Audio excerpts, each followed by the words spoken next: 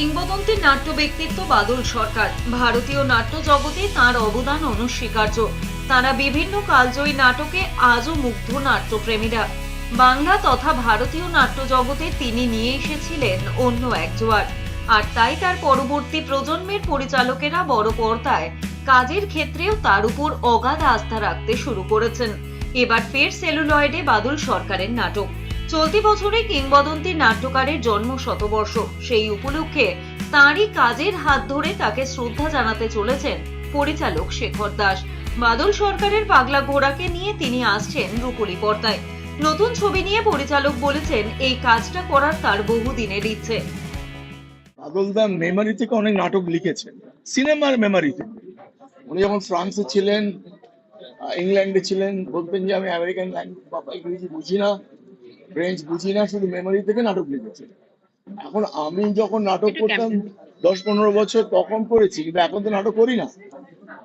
এমন একটা নাটক বেঁচেছি যার মধ্যে সিনেমা আছে কিনা দেখবো। আমার মনে হয় প্রপার একটা স্পিরিটে যদি করা হয় আর দর্শকও যদি একটা প্রপার স্পিরিট খুঁজে পায়, দুটো মিললে কিন্তু পুরো প্রজেক্টটা সাকসেসফুল হবে এবং সেটা কিন্তু হওয়ার দরকার আছে। বাদল সরকার বেশ কিছু নাটক লিখেছিলেন সিনেমার স্মৃতিতে। বিদেশে থাকতে উনি প্রচুর সিনেমা দেখতেন, তখনই সেই নাটকগুলো লিখেছিলেন। পরিচালক শেখর দাস নিজেও একসময় ছুটিয়ে নাটক করেছেন, যদিও এখন আর মঞ্চে অভিনয় করা হয়ে ওঠে না। বর্তমানে একজন চিত্র পরিচালক হিসেবে দেখতে চাইছেন বাদল সরকারের নাটকের মধ্যে সিনেমাটিক এলিমেন্ট রয়েছে কিনা। বেশি করে রয়েছে পুরুষদের বিশ্বাসঘাতকতা, এবং তারপরে অবশ্যই একটা আশার আলো রয়েছে, সেটা অন্যভাবে। যারা নাটকটা দেখেছেন, এই টেক্সটটা খুব কমন টেক্সট। তবে মজার ব্যাপারটা হচ্ছে এটা প্রথমে ফিল্ম দেখে, বিদেশে একটি চলচ্চিত্র দেখে বাদল সরকারের সেটাকে একরকম ভাবে সেটা কনসেপ্ট করে সেই জার্নিটা থেকে উনি নাটক লেখেন, এবং আজকে আবার সেই নাটক থেকে একটা ফিল্মের জার্নি হচ্ছে। কাজেই এটা একটা খুব চমৎকার একটা বৃত্ত সম্পূর্ণ হচ্ছে বলবো।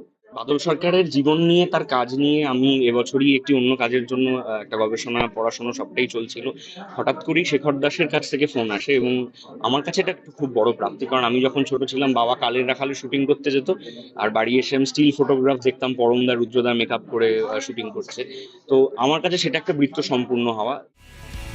শেখর দাসের পরিচালনায় এই ছবিতে মুখ্য চরিত্রে রয়েছেন গার্গী রায়চৌধুরী, রজতাভ দত্ত, সুজন মুখোপাধ্যায়, চান্দ্রী ঘোষ, ঋতব্রত মুখোপাধ্যায় প্রমুখকে।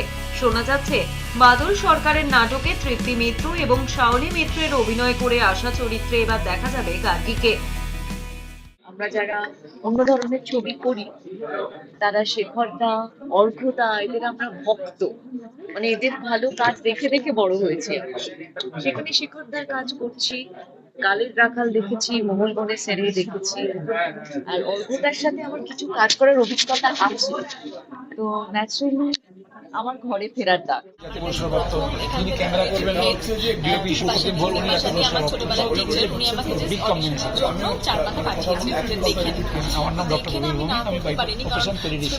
নীলির মধ্যে একটা ভালোবাসা না পাওয়া, ভালোবাসা না বোঝানোর একটা অদ্ভুত দুঃখ আছে। তো ওটা দেখে আমি কোথাও নিজের সাথে মিল পেয়েছিলাম, কারণ আমাদের সবসময় কখনো কখনো হার্ট ব্রেক হয়ে থাকে। তো আমি একদমই না করতে পারিনি স্ক্রিপ্টটা। আর যখন জানতে পেরেছিলাম শেখর দা ডিরেক্ট করছে, ন্যাশনাল অ্যাওয়ার্ড উইনার শেখর দা, তো তার সাথে কাজ করতে পাওয়া it's a very proud moment. জানা যাচ্ছে কলকাতা জুড়ে চলবে এই ছবির শুটিং। এর আগে বাদল সরকারের বল্লভপুরের রূপকথা নাটকটি বড় পর্দায় বিপুল জনপ্রিয়তা পেয়েছিল। পরিচালনা করেছিলেন রূপলী পর্দার জনপ্রিয় নায়ক অনির্বাণ ভট্টাচার্য। আর তাই এবারও নাট্যপ্রেমী এবং সিনেপ্রেমীদের যে নতুন ছবি নিয়েও একটা বড় প্রত্যাশার জায়গা রয়েছে তা বলাই বাহুল্য।